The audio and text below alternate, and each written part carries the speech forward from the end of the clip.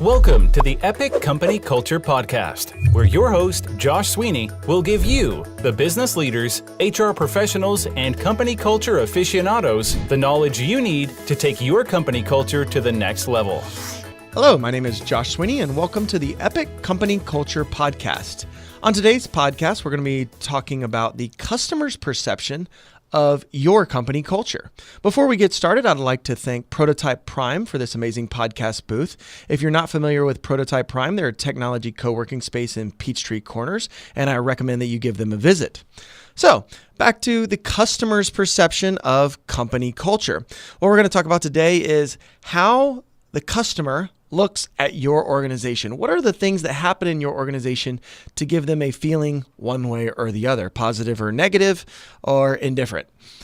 I'd like to start by talking a little bit about the movie Zootopia. So there's a great example for those of you who have kids or just happen to watch the movie Zootopia. It's basically a movie where everybody in the world of Zootopia is an animal, and they go through all of your normal human-like behaviors of things like going and getting their license. And in one scene, they have to go to the DMV. Well, oddly enough, and maybe in some fairness or unfairness to the DMV, when they walk into the Zootopia DMV, the people behind the counter that are going to help them are sloths. Like, quite literally. The animal. And so in that, they're rushing and they're in a hurry and they need to get somewhere. And as they're talking, the person behind there, the animal behind there, the sloth, is slowly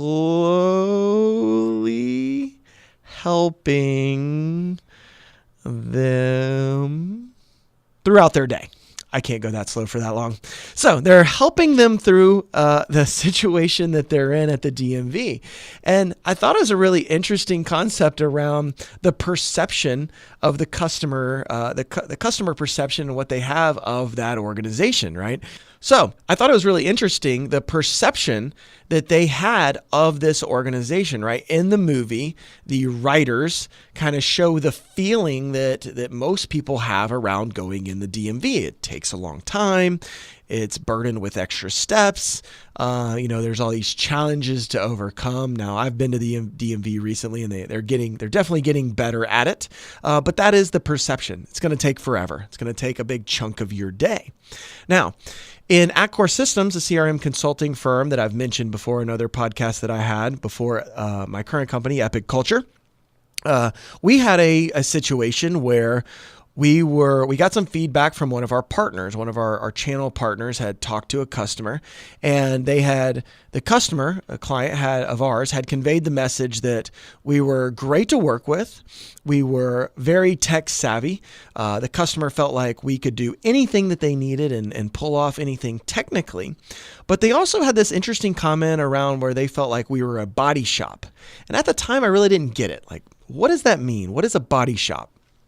Well, in this case, it was we can go to them for anything and they're going to knock it out and they're going to get it done, which has a good value.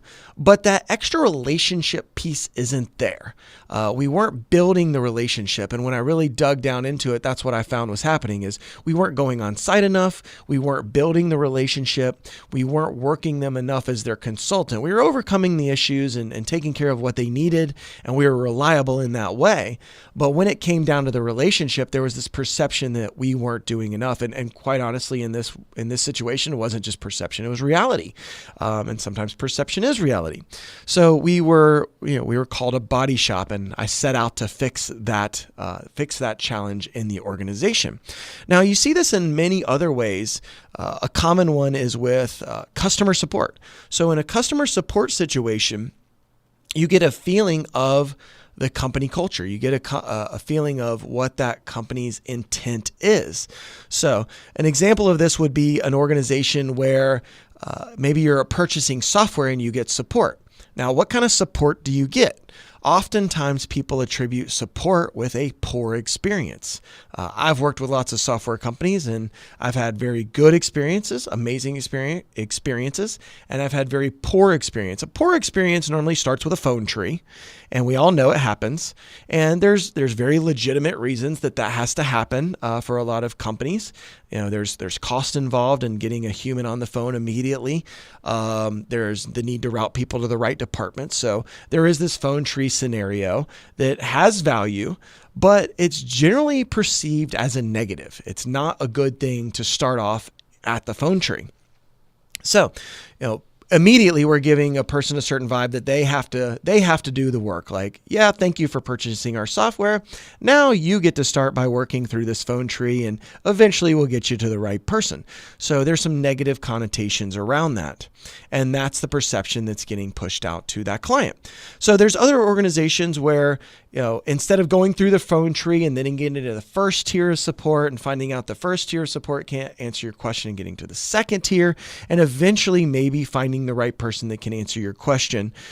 There's the opposite, or the flip side, which is something similar to the epic culture video that we shot the other day with Gimme.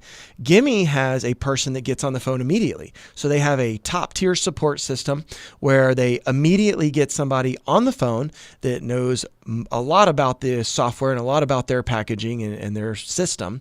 And they get on and they help you immediately. So no phone tree, straight to a person who knows exactly what they're talking about. You're not getting to that first tier to take out the small questions or the minor questions first. And you're getting your question answered as quickly as possible. So it comes across and is much more of a premium product, a premium experience, and shows that customer the value that organization has for the client.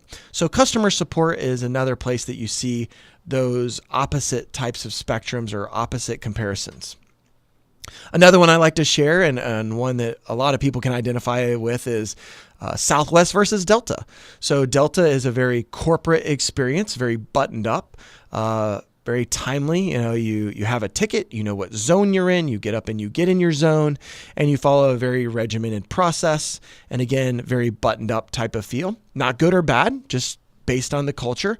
They're going to bring in the type of people that most match that culture and attract certain clients, versus Southwest, where they're making jokes and you're not sure which zone you're in at first, and based on when you get in and when you get your ticket and however they do it. I've only flown Southwest a few times, but they have a much more ad hoc approach, and the people in the organization have a lot more fun in that environment. So I think one of the ones in a book that I heard was, the pilots would leave the mic on, supposedly accidentally leave the mic on and be like, "Oh, do you know how to start this thing?" And, making jokes as they're in the cockpit before they flip that switch off. So a lot more fun, and they're known for that. You have another good comparison is the Apples versus Windows. Apple, the company, an Apple Mac and using a Mac versus a Windows PC. Now, there's a lot of people in different camps for this, and people have to use one or the other for work and for different reasons. But when it comes to the experience of a Windows machine, you have to go to your local computer store. As far as I know, and at least up for a long period of time when I was in that industry, there was not a Windows support number that you called and got to any sort of solution at any rate of speed. And most of those calling numbers were for corporate clients, not home clients, even though that was a huge user base of Windows. So just fundamentally different experience of taking your computer into the computer store, having to pay extra, having to get feedback or help or whatever it might have been, versus Apple, which has the Genius Bar. So if you buy a Mac or you buy an Apple product at any point in time, you just go online, you find your closest Apple store, you schedule a time at the Genius Bar, and you go ask them whatever questions you would like. And oftentimes it can be software that's not even made by Apple. And you get to ask them any questions, and they're going to weigh in on it and help walk you through it and be very helpful in that way. So again, fundamentally different experience. So when it comes down to it, what I'd like you to think about is, what is the customer experience? What is the perception that they have about your company culture?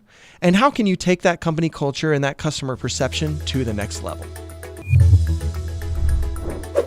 Thank you for tuning in to today's episode of the Epic Company Culture Podcast with Josh Sweeney. If you enjoyed this content, please subscribe on iTunes, SoundCloud, or Stitcher. For additional content and transcripts, visit epicculture.co. If you have questions or topics you would like us to address or expand on, tweet us at epicculture1 or email at podcast@epicculture.co.